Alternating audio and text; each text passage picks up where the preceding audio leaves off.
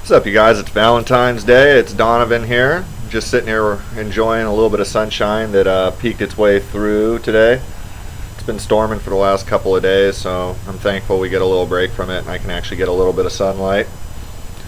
Just spent a little time this morning looking at some of the headline news and stuff like that. It appears like stuff's escalating in Syria. It appears that a war with Iran is imminent, or seemingly so, as the media would put it.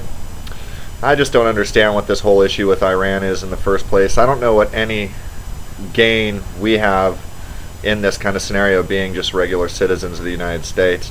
Same kind of with the Iraq war.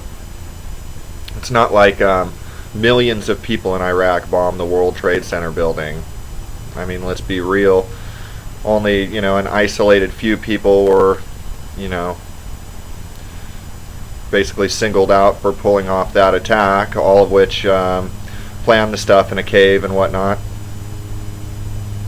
Keep asking people, I've lost friends in the Iraq war. I keep asking people, what do you have to gain from a war in Iraq or a war in Afghanistan? What do you seek to gain from this?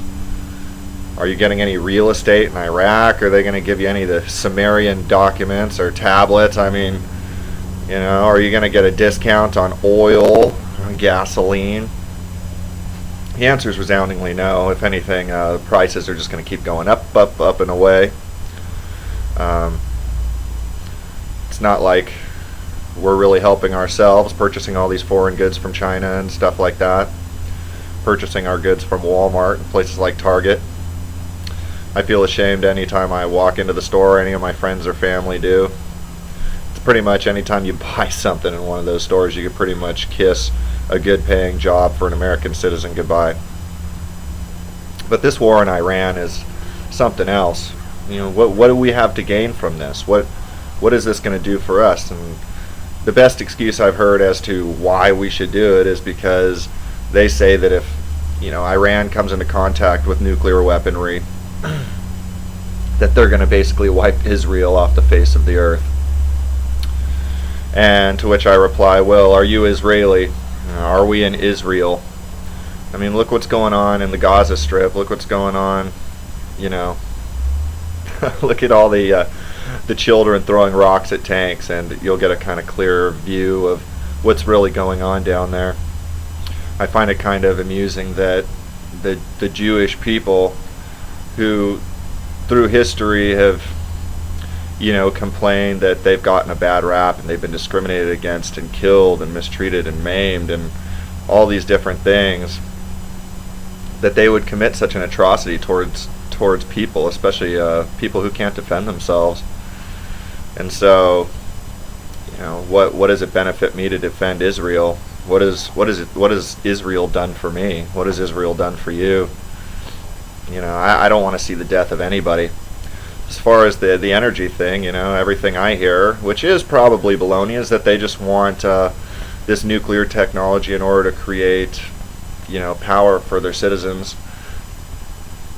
which I think is fair. However, in my honest opinion, I don't see why we're using nuclear energy at all. Look what's going on at the Fukushima and in Japan as a result of the tsunamis and stuff.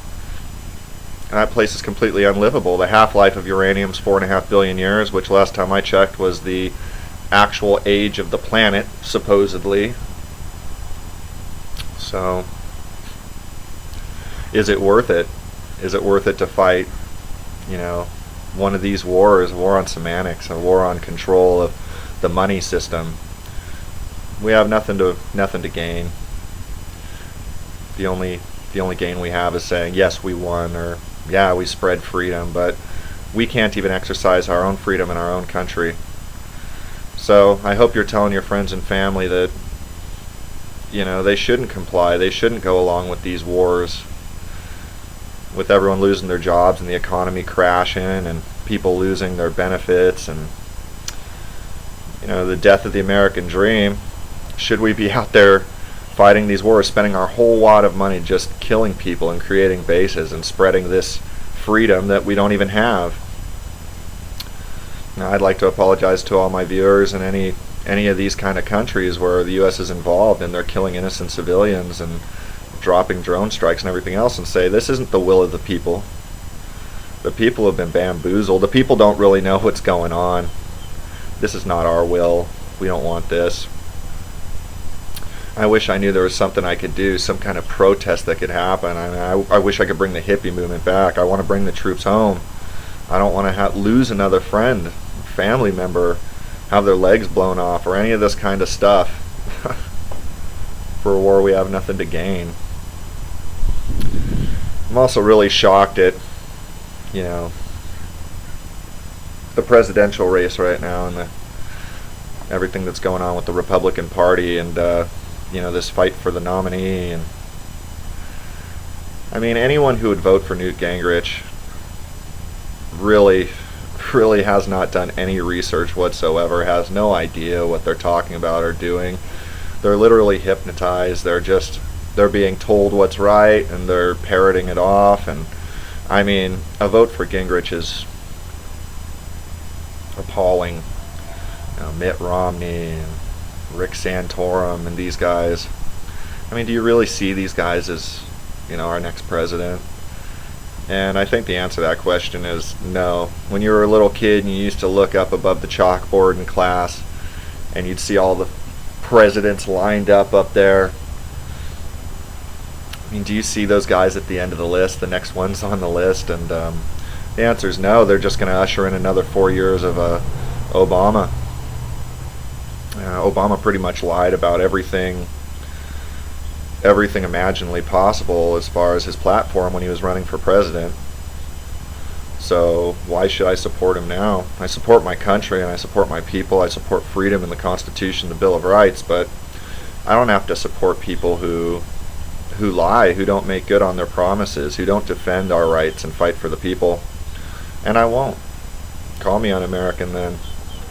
I mean, if someone was going to try to assassinate him or something, I suppose I'd stop it, obviously. But I mean, I do that for anybody. I believe in the preservation of human rights. I don't believe it's my right to kill anything.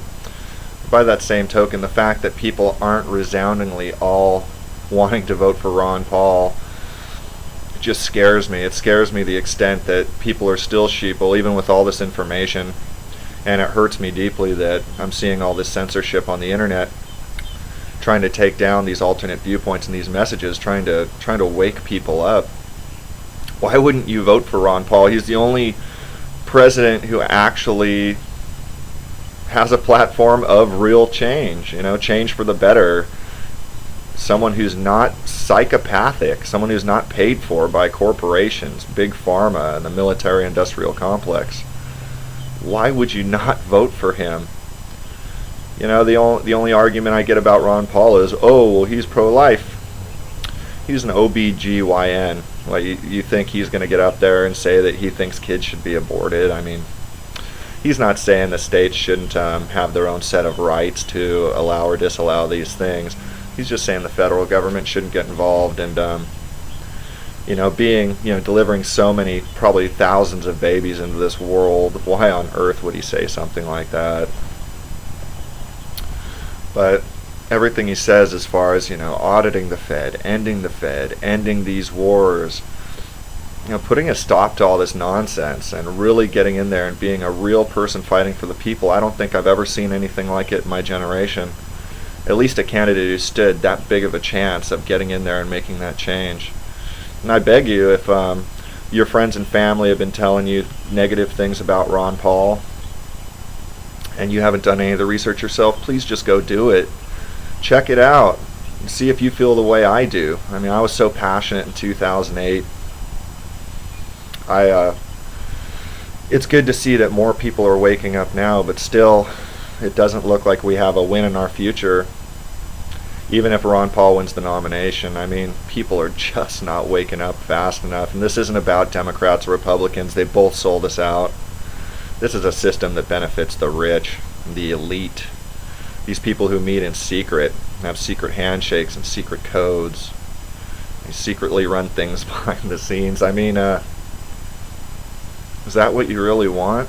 Is that the American dream? Is that freedom?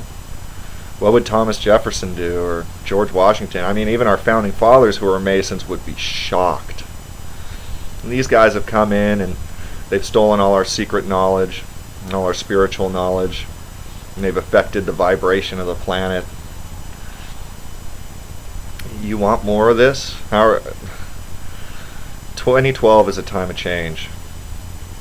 The change could go either way. Which way do you want it to go? That's my question to you.